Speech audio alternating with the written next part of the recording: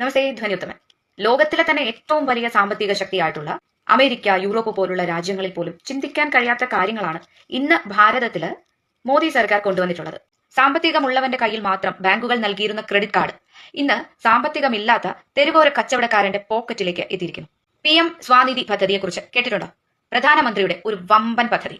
ഇതിന്റെ പിന്നില് ഒരുപാട് കഥയുണ്ട്. ഈ തെരുവോര കച്ചവടക്കാരന്റെ ഒരു ദിവസം എങ്ങനെയായിരിക്കും? അവൻ കാലത്ത് ഒരു 1000 രൂപയുടെ സാധനങ്ങൾ വാങ്ങിവെക്കുകയാണെന്ന് കരുതൂ. അതൊരു പലിശക്കാരന്റെ കയ്യിൽ നിന്ന് എടുത്തിട്ടാണെങ്കിൽ 24 മണിക്കൂർ കഴിയുമ്പോഴത്തേക്കും ആ ക്യാഷ് തിരിച്ചു നൽകുന്നത് 1100 ആയിട്ടായിരിക്കും. അവൻ സമ്പാദിച്ചതിന്റെ ലാഭത്തിന്റെ ഭൂരിഭാഗവും പോകുന്നത് പലിശക്കാരന്റെ കയ്യിലേക്ക്. കണ്ണീരോട് തന്നെയാണ് അവർ വീട്ടിലേക്ക് കയറി വരുന്നത്. ഈ വഴിയോര കച്ചവടക്കാർക്ക് ബാങ്കുകൾ ഏതെങ്കിലും തരത്തിൽ സഹായം നൽകും?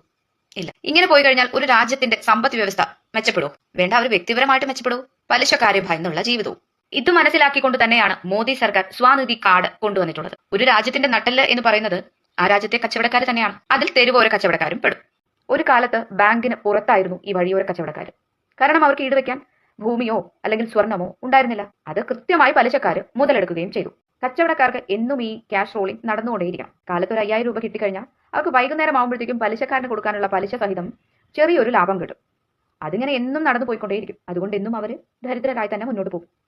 ഈ രീതിയെല്ലാം മാറും. എന്നിട്ട് സാമ്പത്തികമായി താഴെ നിൽക്കുന്നവരുടെ കൈകളിലേക്ക് പണമെത്തും. അതിനാണ് PM സ്വാനിധി പദ്ധതി അഥവാ ശ്രീ വെങ്കേഴ്സ് ആത്മനിർഭർ പദ്ധതി തുടങ്ങിയിട്ടുള്ളത്. കൊറോണ കാലത്ത് തുടങ്ങിയ പദ്ധതിയാണ് കേട്ടോ. ഇത് ലോകത്തിന് തന്നെ മാതൃകയാണ്. റുപേ UPI വഴി സംയോജിച്ചിട്ടുള്ള ഒരു പദ്ധതിയാണ്. നിങ്ങളുടെ ഗൂഗിൾ പേ, ഭീം ആപ്പിലൂടെ ഈ സംവിധാനം നമുക്ക് ലഭ്യമാവും. നമുക്ക് നാഷണലൈസ്ഡ് ബാങ്കിൽ ചെന്ന് കഴിഞ്ഞാൽ ഇത്തരം സംവിധാനങ്ങളെ കുറിച്ച് ചോദിച്ചാൽ 24 മണിക്കൂറിനുള്ളിൽ ഈ പദ്ധതിയിൽ ജോയിൻ ചെയ്യാം എന്ന് മാത്രമല്ല, നിങ്ങളുടെ അക്കൗണ്ടിലേക്ക് പണം വരികയും ചെയ്യും. ഈ പദ്ധതിയുടെ പ്രത്യേകത നിങ്ങൾക്കറിയാമല്ലോ. KYC ഡീറ്റെയിൽസ് മാത്രം കൊടുത്താൽ മതി. വേറെ ഒരു പ്രൂഫും കൊടുക്കാതെയാണ് നിങ്ങളുടെ കയ്യിലേക്ക് ഈ പണം ലഭിക്കുന്നത്. അതിന് ഗ്യാരണ്ടി നിൽക്കുന്നതാരാണ്? കേന്ദ്ര സർക്കാർ. 3 ഘട്ടങ്ങളിലായിട്ടാണ് ഈ പണം വായ്പയായിട്ട് ലഭിക്കുന്നത്. ആദ്യഘട്ടം 10000 രൂപ. കൃത്യമായി എല്ലാ മാസവും ആ പണം EMI ആയിട്ട് അക്കൗണ്ടിൽ നിക്ഷേപിച്ചു കഴിഞ്ഞാൽ രണ്ടാം ഘട്ടത്തിൽ 25000 രൂപ കിട്ടും.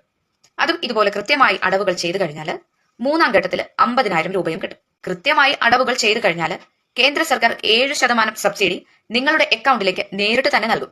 തീർന്നില്ല. നിങ്ങൾ ഈ ഇടപാടുകളൊക്കെ സ്കാനിങ്ങിലൂടെ ചെയ്യുകയാണെങ്കിൽ, ഡിജിറ്റൽ സംവിധാനത്തെ പ്രോത്സാഹിപ്പിക്കുകയാണെങ്കിൽ 1200 രൂപ ക്യാഷ് ബാക്കും ലഭിക്കും. പലിശയേക്കാൾ കൂടുതൽ ക്യാഷ് ബാക്ക്. ഇതിന്റെ ഉപയോഗം ചെറുതല്ലാടോ. ചുമ്മാ അങ്ങനെ എഴുതി തള്ളരുത് 10000 അല്ലേ ഉള്ളൂ എന്ന് പറഞ്ഞിട്ട്. തെരുവുകളിലെ കച്ചവടക്കാരായിട്ടുള്ള മീൻകടക്കാർക്കും പൂക്കടക്കാർക്കും ലോട്ടറി കടക്കാരനുമൊക്കെ ഡിജിറ്റൽ സംവിധാനങ്ങളെ അറിയുക എന്ന് പറയുന്നതും വലിയ ബിസിനസ്സുകാരെ പോലെ കാര്യങ്ങൾ ഡീൽ ചെയ്യുക എന്ന് പറയുന്നതും അത്ര നിസ്സാരമായിട്ടുള്ള ഒരു കാര്യമൊന്നും അല്ലട്ടോ. ഇതൊക്കെ വിനോദസഞ്ചാരികളെ കൂടി ആകർഷിക്കുന്ന കാര്യമാണ്. അതും ഗുണം ചെയ്യും. ഇതിനു മുമ്പുണ്ടായിരുന്ന സർക്കാർ തെരുവോര കച്ചവടക്കാരെ മുമ്പ് കണ്ടിരുന്നത് എങ്ങനെയാ? വെറും വോട്ട് ബാങ്ക് ആയിട്ടാണ്.